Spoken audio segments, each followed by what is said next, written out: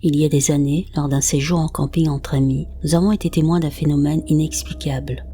Nous étions assis autour d'un feu, au cœur d'une forêt, près d'un chemin forestier en Colombie-Britannique. Nous ne buvions ni ne fumions, car un ami avait décidé de ne pas consommer d'alcool. J'ai remarqué que mon ami s'était tu, puis s'était redressé, comme s'il écoutait. Il nous a dit de nous taire et d'écouter.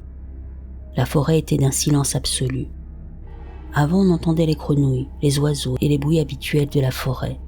Il a dit quelque chose comme « Les gars, il pourrait y avoir un cougar ou un ours dans les parages. La forêt est silencieuse. On ferait peut-être mieux de retourner aux voitures. » Avant que quiconque puisse réagir, à une trentaine de mètres à la lisière de la forêt, nous avons vu quelque chose qui nous a tous sidérés. C'était une petite sphère rouge, luisante comme du feu, qui filtrait entre les arbres. On la regardait sidérée. Elle passait clairement derrière et devant les arbres. Elle a duré une vingtaine de secondes, puis a lentement disparu. Au bout d'une dizaine de secondes, les bruits de la forêt ont repris. On est resté planté là, sans comprendre ce que c'était. On a jeté un coup d'œil rapide. Pas de route, rien. Ça ne pouvait pas être des voitures. On a tellement flippé qu'on est parti. On en parle encore de temps en temps quand on se voit. J'ai fait des cauchemars pendant des semaines. Aucune idée de ce que ça pouvait être. Quand on en parle, c'est du 50-50. Certains y croient, d'autres non. Quelques précisions avant d'aller plus loin. Nous sommes tous des campeurs expérimentés et pratiquons ce genre de sortie depuis des années. Il nous est déjà arrivé d'entendre des bruits étranges, de voir des éclairs lumineux dans le ciel et de croiser des individus louches en pleine nature. Rien d'inexpliqué, juste des phénomènes inhabituels. Nous savons donc comment réagir face à ces situations. Mon ami qui a remarqué le silence en premier passe près de 6 mois par an dans la forêt, car il travaille dans le secteur forestier. Il la connaît donc mieux que quiconque. Il a été terrifié à l'idée de retourner travailler pendant des mois après cette expérience. Il n'a jamais voulu en parler, car disait-il, ça lui avait donné la chair de poule. Alors parlons un peu plus de cette expérience lumineuse. Quand je dis que la forêt était d'un silence de mort, c'est un silence absolu. J'entendais le feu crépiter légèrement, mais c'est tout. C'était comme si l'air avait été aspiré de la forêt elle-même. J'entendais mon cœur battre. Passer d'un tel vacarme à un silence total a instantanément déclenché mon instinct de survie. C'était primitif, une petite voix au fond de moi me disait que la situation était grave, puis j'ai aperçu cette lumière rouge. Elle vacillait et brillait comme une boule de verre de la taille d'un ballon de plage, empli de feu. C'était trop loin pour bien la voir, mais c'est l'impression que ça donnait. Ce n'était pas une lumière qui brillait, elle produisait sa propre lumière, une faible lueur qui se diffusait sur les arbres à son passage. Elle se déplaçait à la vitesse d'un piéton entre les arbres. C'était une zone très boisée, on aurait donc entendu quelqu'un marcher. Dès que mes yeux se sont posés dessus, j'ai eu la nausée. J'ai ressenti une peur comme jamais auparavant. Il y a 2 ans, j'ai failli mourir, et ce n'était rien comparé à cette lumière. C'était comme si mon cerveau essayait de comprendre en vain. Quand elle s'est dissipée et que les bruits de la forêt sont revenus, tout en moi criait « Courez, courez !» On s'est à peine adressé la parole en se relevant. Le matin, la propriétaire est passée nous voir. Les gens ne viennent généralement pas aussi tard. On lui a expliqué ce qui s'était passé, un peu en plaisantant car c'était vraiment bizarre. Elle est restée de marbre et nous a expliqué que la forêt où nous étions est une forêt très ancienne, ce qui est logique. Ma province possède certaines des plus vieilles forêts du monde. Elle a dit que ce genre d'histoire était courant. Elle nous a posé plein de questions, puis a dit que ça pouvait être un phénomène autochtone, des esprits maléfiques ou quelque chose comme ça. Je n'ai aucune idée de ce que c'est ni pourquoi, mais c'est arrivé et je ne sais pas ce qu'on a vu, mais c'était là. On en a parlé à plusieurs reprises. À chaque fois, je fais des cauchemars. Rien que d'en parler et de l'écrire, ça me donne la chair de poule.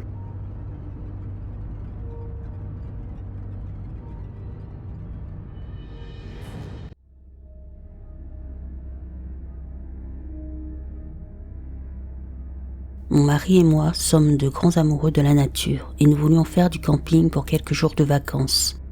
Notre choix s'est porté sur la forêt nationale de Greenwich Village. Il nous a fallu quelques heures de route pour y arriver, mais une fois sur place, le camping où nous voulions séjourner était complet. Bizarre car c'était un jour de semaine au début du printemps, mais je comprends tout à fait. Heureusement, nous avions un plan B et nous avons trouvé un emplacement de camping sauvage à quelques kilomètres de là. Au moment de monter notre tente, j'ai eu un mauvais pressentiment que j'ai mis sur le compte du fait d'être dans un endroit nouveau. Par sécurité, j'ai décidé d'explorer les environs. J'ai alors découvert ce qui ressemblait à une tombe ou un mémorial tout près de notre emplacement. Une petite croix en verre qui semblait toute neuve était posée dessus, avec un message de joyeux Noël inscrit dessus. Je n'y ai pas prêté attention, j'ai gardé ce mauvais pressentiment toute la journée sans en parler à mon mari, mais nous avons décidé de ne camper à cet endroit qu'une seule nuit et de trouver un meilleur emplacement le lendemain. En réalité, après un long trajet, nous avions juste faim et étions impatients de nous installer pour la nuit. Nous avons remarqué que notre chien n'était pas calme pendant la journée, mais nous avons encore une fois essayé de ne pas y prêter attention, car c'est un chien de refuge et qu'il n'avait jamais fait de camping auparavant. Alors nous lui avons simplement donné beaucoup d'amour et de réconfort. C'est au coucher du soleil que les choses ont empiré. J'avais l'impression d'être observé et cette sensation ne me quittait pas. Mon chien fixait inlassablement la forêt sans se calmer. Il n'aboyait ni ne grognait, il regardait droit devant lui, terrifié. Nous avons éclairé les alentours avec des lampes torches, mais nous n'avons rien aperçu. Une fois le soleil couché, j'ai remarqué que mon mari avait la main posée sur l'arme que nous avions emportée et j'ai fini par lui faire comprendre que j'étais nerveuse. Il a immédiatement acquiescé et m'a dit que si je voulais partir, nous pouvions faire nos bagages et partir au plus vite. À ce moment-là, je me suis comme figée, incapable de bouger, sans doute à cause du stress, mais c'était une sensation terrifiante. Mon mari a commencé à ranger nos affaires sans un mot. En installant notre chien dans la voiture, nous avons remarqué que ses pattes arrière tremblaient de peur. Pour être clair, nous n'avons rien entendu, aucun bruissement, aucun bruit d'animal, etc. J'adore observer les oiseaux, donc pendant la journée, j'ai entendu des chants d'oiseaux, mais je n'en ai vu aucun. Je ne sais pas si c'est pertinent, mais je voulais juste signaler que j'ai trouvé ça étrange. Une fois en voiture, mon mari a avoué être tout aussi nerveux, même en plein jour. Il m'a alors confié avoir l'impression d'être observé de tous côtés et que la présence du chien justifiait sa peur. C'est le seul point que je ne peux pas confirmer. Mon mari a fait un bruit audible en conduisant et est resté silencieux pendant quelques minutes. Une fois sorti du bois, il m'a dit avoir vu 4 yeux et une forme semi-circulaire couleur chair se déplacer rapidement dans les bois. Je ne l'ai pas vu, donc je ne peux pas en parler. Nous étions tous les deux d'accord pour dire qu'il valait mieux être des mauviettes que morts. Je ne sais pas si nous exagérons, mais nous avons tous les deux passé beaucoup de temps seuls dans d'autres régions des Appalaches et nous n'avons jamais eu aussi peur.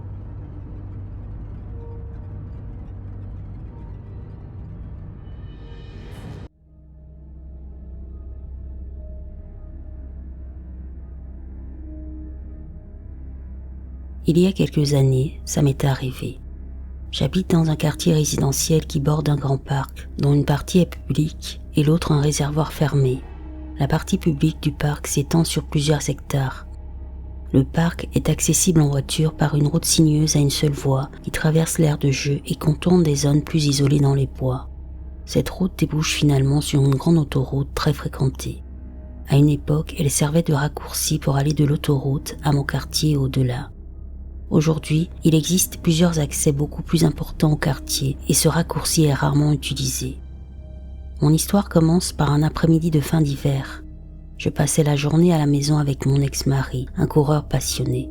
Il décida d'aller courir à pied dans le parc sur la route à voie unique. Il le faisait souvent et le taux de criminalité dans ce quartier étant extrêmement bas, je n'y ai pas prêté attention. Au bout d'1 heure environ, il revient tout transpirant. Je lui demande comment s'est passée sa course, son temps au kilomètre, etc. Il me dit qu'il était plus lent que d'habitude ce jour-là et qu'il ne se sentait pas très bien pendant la course. Alors qu'il se dirige vers la douche pour se rincer, il dit nonchalamment « Oh, j'ai entendu un chien gémir dans les bois pendant que je courais. » Très sensible à la cause animale, je lui demande plus de détails. Il explique qu'il n'est pas allé chercher le chien car le gémissement s'était arrêté peu après. Il ajoute que la dernière chose dont nous avons besoin, c'est un autre animal de compagnie et il part se doucher.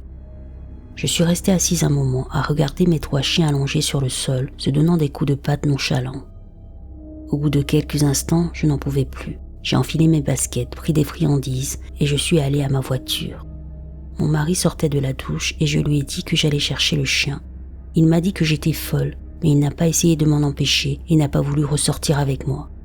Le jour déclinait rapidement et il était presque 17h30. L'endroit d'où provenaient les gémissements se trouvait à environ 2 minutes de chez nous.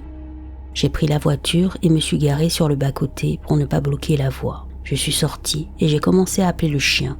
Viens mon petit et d'autres phrases similaires pour voir s'il se remettra à gémir ou s'il viendra me saluer. N'ayant rien entendu, au bout d'une minute environ, j'ai décidé de m'aventurer dans les bois.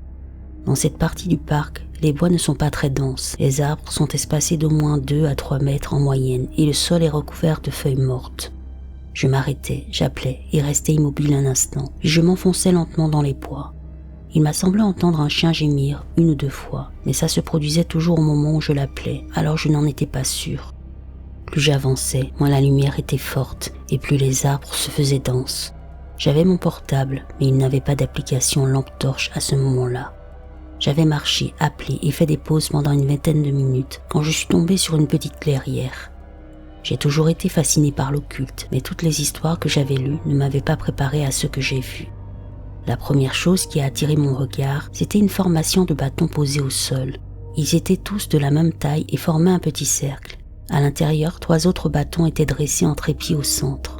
Au sommet du trépied se trouvait une petite tête de poupée dont les yeux étaient sortis de leur orbite. J'ai immédiatement eu un moment de panique, réalisant que j'étais une femme seule dans les bois au crépuscule, sans aucune protection et à un endroit où je n'aurais clairement pas dû être. Je suis resté figé, observant les alentours. Pour me rassurer, j'ai de nouveau appelé doucement. « Viens ici, petit chien !» Il y avait un tas de petits os à l'extrémité de la clairière. Sur un buisson à ma gauche, plusieurs têtes de poupées aux yeux crevés pendaient de ses branches. Il n'y avait pas de vent ce jour-là, mais je jurais avoir entendu le bruissement des feuilles la dernière fois que j'ai appelé le chien perdu. Tandis que je scrutais les alentours de gauche à droite, mon regard s'arrêta soudain une fraction de seconde de l'autre côté de la clairière, sur quelque chose dans les arbres. Là, à environ 2,5 mètres en retrait dans les buissons, se trouvait le visage d'un homme. Je continuais à détourner les yeux, car une intuition me disait de ne surtout pas le fixer, ni réagir d'aucune façon, ne laissant transparaître que je l'avais vu. Ce bref instant où je l'aperçus me paralyse un instant. Ses cheveux étaient longs et ébouriffés, ses yeux exorbités fixaient mon visage. Je ne pouvais pas voir le reste de son corps à cause des arbres. À ce moment-là, mon instinct de survie s'est enfin déclenché et j'ai pu me remettre en mouvement. Je me souviens avoir dit quelque chose comme « Ce pauvre chien a dû retrouver son chemin » en reculant hors de la clairière, tout en continuant à scruter les alentours. Il ne semblait pas me poursuivre, alors dès que j'ai été à moitié caché par les arbres de mon côté, j'ai couru à toute vitesse jusqu'à ma voiture. Je ne saurais dire combien de temps cela a pris ni la distance, mais la nuit tombait presque. Je suis parvenu tant bien que mal à rejoindre la route, à quelques mètres de ma voiture. J'ai sprinté jusqu'à elle et je me suis enfermé à l'intérieur. Il m'a fallu 4 essais pour insérer la clé dans le contact, tant ma main tremblait. J'ai finalement réussi à démarrer la voiture et je me suis enfui à toute vitesse. J'ai pris un long détour pour rentrer chez moi, en passant par la route principale, puis en rejoignant mon quartier par un autre carrefour très fréquenté. Dès mon arrivée, j'ai appelé la police pour signaler ce que j'avais vu. Ils n'ont jamais donné suite. Puis j'y repense, plus je suis convaincu que l'homme dans les bois était celui qui gémissait pour attirer une victime naïve comme moi hors de la petite route et dans les bois.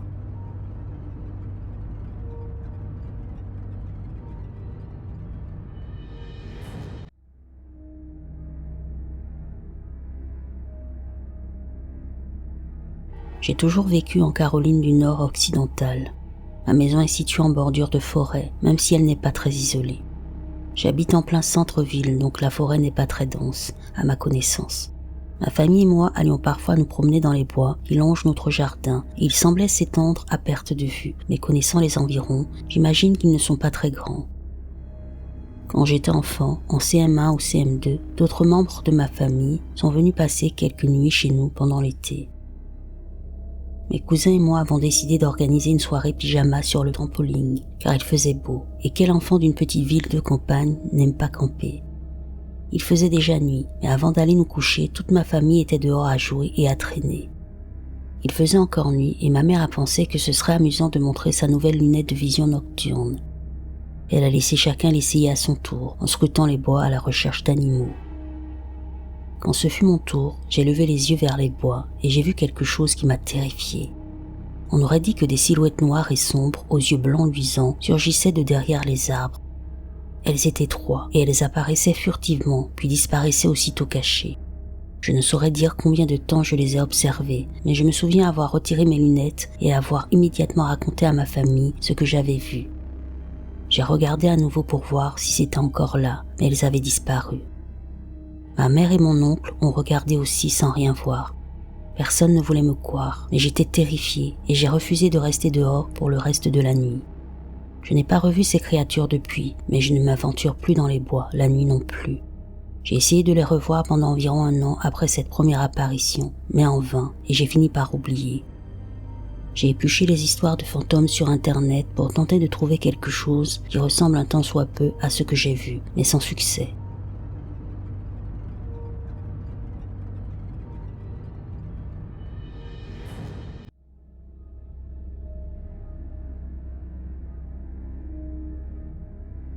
Je ne vis pas en pleine forêt actuellement, et j'y ai vécu pendant mon enfance. Je suis né dans une ville assez animée, puis à presque 3 ans, nous avons déménagé dans un petit village rural de mon état. J'y ai vécu de cet âge jusqu'à mes 18 ans, puis j'ai déménagé dans une banlieue proche de la ville. Récemment, pendant 10 mois, j'ai séjourné chez ma meilleure amie et sa famille, dans ce même petit village où j'avais grandi. Je faisais des allers-retours entre les 2 maisons. Si vous avez déjà vécu dans un petit village, vous savez que ça peut être vraiment angoissant la nuit. J'ai toujours trouvé un réconfort précieux dans les bois le jour, mais il me terrifie la nuit, car je suis très superstitieuse et Dieu sait ce qui rôde là-bas. J'ai toujours adoré explorer les bois derrière la maison de mon enfance pendant la journée. C'était tellement beau. Je ne me suis jamais sentie en danger, ni n'ai jamais eu un mauvais pressentiment concernant ces bois. Mais les bois derrière chez ma meilleure amie, là, c'est une toute autre histoire. La journée, il ne me dérange pas, mais la nuit, même pour tout l'or du monde, je n'irai pas y faire un tour. Les bruits qui viennent de là sont tout simplement terrifiants. J'ai entendu des cris, des hurlements, et ma meilleure amie me dit que ce sont des animaux. C'est tout à fait possible, mais je n'y crois pas toujours. Parfois on dirait des cris humains, et comme je travaille avec des enfants, je sais ce qu'est un vrai cri, j'en entends toute la journée. Du coup, les toilettes de la salle de bain de ma meilleure amie étaient hors service pendant un moment, et ils ont dû installer des toilettes portables dehors en attendant. C'était vraiment pénible de devoir aller dehors la nuit dans ces bois lugubres, même juste 1 minute ou 2. J'emportais toujours mon téléphone avec moi bien sûr, et je regardais des vidéos. Mais j'ai vécu quelques expériences que je ne peux pas attribuer à un simple animal errant ou à une mauvaise blague. Il y a quelques mois, j'étais dehors aux toilettes, quand j'ai commencé à entendre d'horribles grattements. Ça venait juste contre la porte des toilettes portables, et ça ne ressemblait pas à un bruit humain. J'ai d'abord pensé que c'était leur chien, mais je savais qu'il dormait à l'intérieur car je l'avais vu. Ensuite, j'ai pensé à un animal, mais comme j'ai vécu dans les bois presque toute ma vie, je savais pertinemment qu'un animal ne s'approcherait pas des toilettes portables s'il savait qu'il y avait quelqu'un dedans. Les animaux qu'on trouve par ici comme les cerfs, les lynx, les coyotes sont craintifs. Ils n'approchent pas les humains, surtout pas la nuit. Bref, j'étais terrifiée. Je me demandais vraiment ce que c'était que ça. J'avais tellement peur de sortir des toilettes, tellement peur de me faire enlever, puis je commençais à entendre des chuchotements et des rires, et là, j'ai vraiment eu peur. Je suis sortie des toilettes, il n'y avait absolument personne, tout le monde dormait. Je suis rentrée en courant à la maison, et je ne me suis sentie mieux que lorsque je me suis couchée à côté de ma meilleure amie, car j'avais trop peur de dormir seule cette nuit-là. Ça arrivait souvent avant aussi, franchement, c'est quoi ce délire ? Je pense que ça vient vraiment de ces bois-là. Ma meilleure amie veut que je dorme chez elle de temps en temps maintenant que je suis retournée vivre chez moi en banlieue, mais je n'y arrive pas. Je suis beaucoup trop mal à l'aise, je n'arrive même pas à dire pourquoi.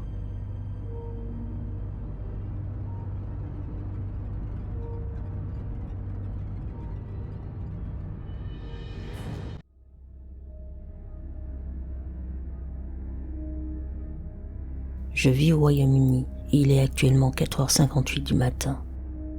Je n'arrive pas à dormir, j'y pense sans arrêt. Le week-end dernier, avec quelques amis, nous avons décidé de retourner explorer un bois des environs, comme nous l'avions fait il y a quelques années. Ce week-end était l'une des rares occasions où nous étions tous disponibles, alors pour raviver ces souvenirs, nous avons décidé d'en profiter et de recommencer. Le plan était le même que d'habitude. Aller dans les bois, allumer un feu, boire quelques bières, bien rigoler sans être dérangé et camper jusqu'au lever du jour, puis rentrer à la maison. Comme le bois était accessible à pied, nous nous sommes enfoncés dans les arbres. Étant le plus expérimenté en plein air, je portais tout le matériel de camping, haches, couteaux, ustensiles de cuisine, etc. Un autre copain, fort comme un bœuf, transportait toutes les bières et mon autre ami portait simplement un sac à dos rempli de provisions pour le barbecue. Pour faire court, je connais assez bien cette partie du bois et j'avais un endroit où j'avais campé seul pendant le Covid. Je comptais nous y emmener. J'avais trouvé une vieille brouette que j'avais transformée en un super petit foyer improvisé et je voulais le remettre en marche. Mais même en suivant mon ancien chemin, je n'arrivais pas à retrouver mon ancien campement. Je ne cherchais pas seulement la brouette. Il y avait aussi un arbre en forme de Y très distinctif et une clairière devant, assez inhabituelle dans un bois aussi dense. Au bout d'un moment, j'ai abandonné. Il était presque 18 heures. Donc, il ne restait plus beaucoup de lumière du jour et je voulais qu'on installe le camp et qu'on coupe du bois avant de se poser. On a trouvé un endroit correct, rien à voir avec mon ancien camp, mais ça ferait l'affaire. On a allumé le feu, ouvert les bières, la nuit est tombée. On avait convenu de ne pas utiliser nos téléphones, mais de les laisser allumés en cas d'urgence. De toute façon, il n'y avait quasiment pas de réseau. Vers 23 heures, on a dû décider, camper ou rentrer. J'étais partant pour rester, mon pote porteur de bière aussi, mais le troisième voulait rentrer. Il n'avait pas envie de dormir à la dure près d'un feu. J'ai accepté de le raccompagner hors du bois, puis de revenir vers mon autre ami, à qui j'avais dit de garder le feu bien vif pour que je puisse le repérer facilement. On est parti, ça nous a pris un moment, mais j'ai réussi à nous sortir du bois, un peu loin de l'endroit où nous étions entrés, mais suffisamment pour qu'il voie la route et puisse rentrer seul. Il ne me restait plus qu'à faire demi-tour pour rejoindre mon ami resté au feu. En marchant, je me suis dit que j'étais à peu près à mi-chemin. Je ne voyais pas de lueur de feu, mais j'ai entendu une voix masculine faire un genre d'appel sur ma gauche. Ça ressemblait un peu à la voix de mon ami, mais pas totalement, et je l'ai entendu une deuxième fois.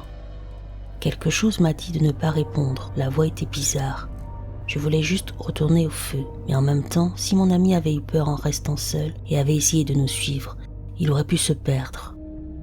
J'ai continué vers l'endroit où je savais que le feu était, éteignant parfois ma lampe frontale pour chercher des lueurs au loin. Finalement, j'ai vu de faibles scintillements de feu et la lumière de la lampe de mon ami pointait vers moi. Sa grande silhouette est apparue et il a dit mon nom, clairement paniqué. Je lui ai demandé, c'était quoi qui appelait ? On était revenu près du feu et je voyais qu'il était secoué. Il m'a dit que non, il n'avait pas crié, mais qu'il avait cru entendre quelqu'un rire, étrangement dans la même direction que l'appel que j'avais entendu. Je lui ai dit de se détendre, qu'on avait une hache, un couteau, qu'il était bâti comme un tank et que je faisais 1m85 et plutôt costaud. Personne n'allait venir nous embêter volontairement. Juste au moment où on allait ouvrir d'autres bières, on a entendu un grand bang métallique, même direction. On s'est levé d'un bond, lui avec son couteau, moi avec ma hache. On s'est figé, se regardant. Là c'était évident, ce n'était pas le vent. On a décidé que ça suffisait. On a rempli nos sacs avec tout ce qui avait de la valeur. Une fois sûr de ne rien oublier, on a éteint le feu et on a commencé à partir. J'ai décidé de repartir par le chemin que je venais juste d'emprunter, un peu plus loin que notre point d'entrée initial, mais je venais de passer par là, donc ce serait facile, même dans le noir complet. On avançait depuis peut-être 10 minutes et là, elle était là, la brouette que j'avais utilisée des années auparavant pendant le Covid. Le même trou rouillé dans le coin, l'intérieur noirci par le feu que j'y avais fait brûler 4 ans plus tôt. Mon ami n'a pas réagi, car il n'était jamais passé par là. Je l'avais cherché toute la journée, donc je l'aurais forcément vu avant, et ce n'était clairement pas l'endroit où j'avais campé auparavant. Puis j'ai vu un gant noir juste sous la brouette, presque neuf, avec des bouts de doigts en caoutchouc, exactement comme ceux de mon ami que j'avais raccompagné 30 minutes plus tôt. Aucun de nous n'a touché de gants, on a juste accéléré. Mon chemin initial n'avait plus d'importance. Je marchais en ligne droite jusqu'à trouver une clairière. Juste au moment où les arbres commençaient à s'espacer, un énorme bang métallique a retenti derrière nous. Sans honte, on s'est mis à courir. On a traversé un champ et on n'a même pas cherché la sortie. On a escaladé la clôture. Aucun de nous n'est petit ou particulièrement athlétique, donc ce n'est vraiment pas quelque chose qu'on ferait normalement. On s'est retrouvés presque de l'autre côté du bois par rapport à notre entrée. On a marché jusqu'au premier lampadaire et aucun de nous ne savait quoi dire. On était clairement secoués. J'ai campé seul des dizaines de fois. Je suis habitué aux bruits étranges et aux illusions de l'esprit, mais là, ce n'était pas ça. De plus, ces bois ne sont pas vraiment fréquentés. On n'y voit jamais de déchets. Il n'y a pas de sentier aménagé ni de chemin pour promener son chien. En fait, le seul objet étranger que j'y ai vu en plus de 10 ans, c'est cette brouette. La première chose que j'ai faite, c'est appeler mon ami que j'avais raccompagné. Il n'a aucune expérience des bois, il n'avait même pas sa propre lampe. Il utilisait la mienne, donc l'idée qu'il ait pu faire une blague était impossible. Je l'ai appelé quand même. Il était chez lui, j'entendais même sa copine parler derrière. Quand je lui ai raconté, il n'en revenait pas. Il m'a demandé si j'avais ramassé ses gants. J'ai dit quoi? Il m'a répondu qu'il les avait oubliés au camp quand je l'avais escorté et qu'il pensait qu'on les récupérerait le lendemain matin. Je veux retourner voir si la proie était là en plein jour, mais quelque chose me met mal à l'aise. Même en écrivant ceci, j'ai l'impression que quelque chose clochait vraiment dans toute cette histoire. Mon ami qui était avec moi est tout aussi perturbé. Comment cette brouette a-t-elle pu apparaître sur un chemin où je venais de passer? Comment le gant de mon ami s'est-il retrouvé là? Qui faisait ces bruits? Et pourquoi? Et si c'était des gens qui jouaient un tour? Comment se déplaçaient-ils dans le noir sans lumière?